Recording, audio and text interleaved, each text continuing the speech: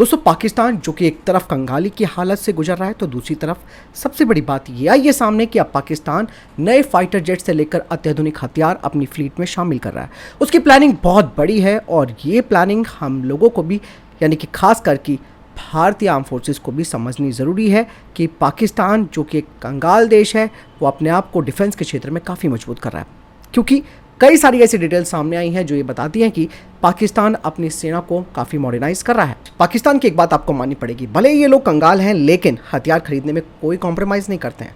और सबसे बड़ी बात यह है कि इनके लिए जो मददगार बनकर आता है, जो कि इनका रहनुमा बनकर आता है, वो है तुर्की और चाइना, जो लगातार इसको हथियार सप्लाई कर रहे हैं। लेकिन यहाँ पर कई बातें ये भी आती है कि भाई इनके पास तो पैसा नहीं है तो ये हथियार कैसे खरीद रहे हैं। यही सारी चीज़ें आज आप जानेंगे। सबसे खास बात यह कि दोस्तों जो पाकिस्तान इस वक्त खरीद रहा है वो है खास करके फाइटर जेट्स, युद्धपोत, इसके अलावा पनडुब्बियाँ, और यही नहीं जो ड्रोन्स हैं, जो खास करके घातक ड्रोन्स हैं, उन्हें भी उसने अपनी फ्लीट में शामिल किया है। और उसकी अगर लिस्ट देखी जाए कि वो क्या क्या चीज़ें आगे खरीद सकता है वो काफ़ी लंबी हो जाती है। और हाल ही में दोस्तों मैंने आपको एक डिफेंस अपडेट में जानकारी भी दी थी कि चाइना ने पाकिस्तान के लिए पहली हंगौर क्लास की जो पनडुब्बी है उसे शामिल करवाया है और उसे लॉन्च किया है।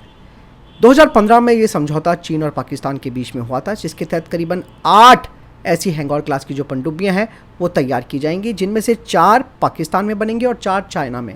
और उन्हीं में से जो पहली पनडुब्बी जो चीन में बनी है वो पाकिस्तानी नौसेना को दी गई है। तो यहाँ पर भी ये भारतीय नौसेना के लिए भी एक बड़ा थ्रेट यहाँ पर आने वाले समय में हो सकता है, क्योंकि हमारी पनडुब्बी की फ्लीट की अगर बात की जाए तो हम उस स्तर पर नहीं है जितनी हमारी रिक्वायरमेंट है। हालांकि भारतीय नौसेना प्रोजेक्ट 75I पर काफ़ी तेज़ी से काम कर रही है, अलग अलग जगह से कोटेशंस आ रखी है, जर्मनी, इसके अलावा स्पेन, तो बहुत सारी जगह बातें चल रही है, लेकिन अभी उसको फाइनलाइज नहीं किया गया है। ये सबसे बड़ी प्रॉब्लम है कि भारत को अपनी पनडुब्बी फ्लीट बढ़ाने की यहाँ पर सख्त ज़रूरत है, क्योंकि पाकिस्तान अब अपनी नेवी में पनडुब्बियों को शामिल कर रहा है। पिछले साल 2023 में दोस्तों सिपरी की रिपोर्ट भी सामने आई थी, जिसमें ये कहा गया था कि 2019 से 2023 के बीच पाकिस्तान का 82% जो हथियार है वो चाइना से इंपोर्ट किया गया था। 2014 से 2018 तक ये सिर्फ 69% था, जो कि बढ़कर अब 82% तक पहुँच गया। और चाइना जिन 40 देशों को अपने हथियार एक्सपोर्ट करता है उनमें से सबसे ज़्यादा हथियार वो पाकिस्तान को एक्सपोर्ट करता है। इसीलिए इन दोनों देशों के बीच वो आयरन ब्रदर वाली जो बात आती है वो रहती है। और दोनों ही देश दोस्तों डिफेंस के क्षेत्र में रणनीतिक साझेदार भी बने हुए हैं। हालांकि पाकिस्तान का क्या काम है वो तो पाकिस्तान जानता है, लेकिन चाइना इतना तेज है कि उसे पता है कि यहाँ से पैसा कैसा ऐंठना है और कैसे इन्हें अपने हथियार बेचने हैं। यहाँ पर एक सबसे बड़ा सवाल दोस्तों ये भी है कि पाकिस्तान पर जो विदेशी कर्ज है वो करीबन 124.5 बिलियन डॉलर का है, और इन सब के बावजूद भी पाकिस्तान नए हथियार खरीद रहा है। और ये जो 124.5 बिलियन डॉलर की रकम है वो पाकिस्तान की जीडीपी का 42% है। यानी कि दोस्तों चाइना से पाकिस्तान 4 से 5 बिलियन डॉलर में पनडुब्बियाँ अपनी फ्लीट में शामिल कर रहा है, और विदेशी मुद्रा भंडार पाकिस्तान के पास बिल्कुल ख़त्म हो चुका है।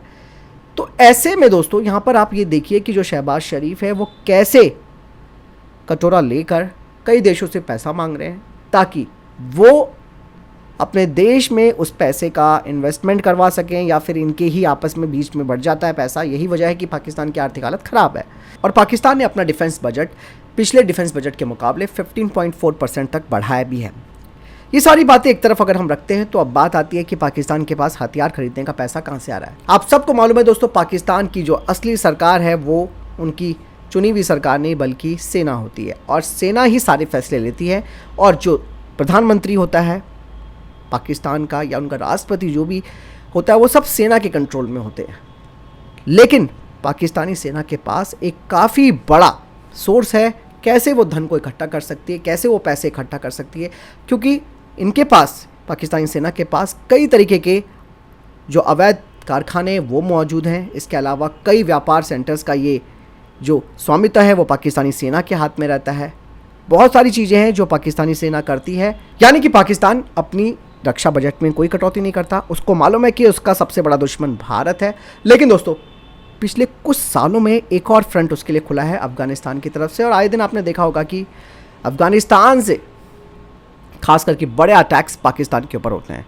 तो पाकिस्तान जो कि भारत को 2 फ्रंट वॉर की धमकी देता था, पाकिस्तान अब उसी 2 फ्रंट वॉर के चक्कर में फंस गया है। और बहुत ही ज़्यादा जिस दोस्त को वो अपना मानता है, चाइना को, उसी के ही जो कर्मी हैं उन्हीं को टारगेट बनाया जा रहा है। दूसरी तरफ बलूचिस्तान में खासकर की सीपैक परियोजना का जो विरोध कर रहे हैं वो लोग चाइनीज़ जो एम्प्लॉयज़ हैं उन्हें टारगेट कर मार रहे हैं। तो पाकिस्तान के लिए बहुत ज़्यादा ज़रूरी भी हो जाता है कि उनके डिफेंस बजट को इन्हांस करना, लेकिन उसकी तैयारी सिर्फ और सिर्फ भारत के लिए रहती है। उसे पता है कि भारत की तरफ से उसको बहुत बड़ी चुनौती है और भारत अपनी तैयारियां पूरी कर चुका है। यहाँ पर दोस्तों भारत के लिए भी अब पाकिस्तान प्राइमरी जो एनिमी है वो नहीं है, वो सेकेंडरी बन गया। हमारे लिए प्राथमिकता अब हम चाइना को देते हैं, क्योंकि चाइना सबसे बड़ा जो रोग है वो लगा हुआ है हमारे ऊपर, और वो कहीं ना कहीं से उसने भारत को कई मोर्चों पर घेरने की कोशिश करी है और चारों तरफ उसने एक ऐसा जाल बिछा दिया है, चाहे वो हमारे पड़ोसी मुल्क हैं, बांग्लादेश ले लो, इसके अलावा आप म्यांमार ले लो, पाकिस्तान ऑलरेडी उसी के पास है, नीचे उसने श्रीलंका और मालदीव और नेपाल तक को भी हमारे खिलाफ खड़ा कर रखा है। तो बहुत चीज़ें भारत को ये समझना ज़रूरी है कि पाकिस्तान का ये जो रक्षा बजट और साथ ही साथ नए हथियारों की जो खरीद है वो एक बड़ी हमारे लिए टेंशन भी है, और हमें अपनी तैयारियां पूरी रखनी होगी। और यही वो समय है जब पता चल चुका है कि पाकिस्तान नई नई चीज़ों को इंडक्ट कर रहा है। टर्की से उसने घातक ड्रोन्स ले रखे हैं और टर्की के वो ड्रोन अपने आप को साबित भी कर चुके हैं कई जंगों में, तो वो भारत के लिए एक बड़ी टेंशन है। तो फिलहाल इस बारे में आप क्या समझते हैं, आपको क्या लगता है, आप मुझे कमेंट सेक्शन में लिखकर ज़रूर बताइएगा और वीडियो को लाइक भी जरूर कीजिएगा। जय हिंद, वंदे मातरम।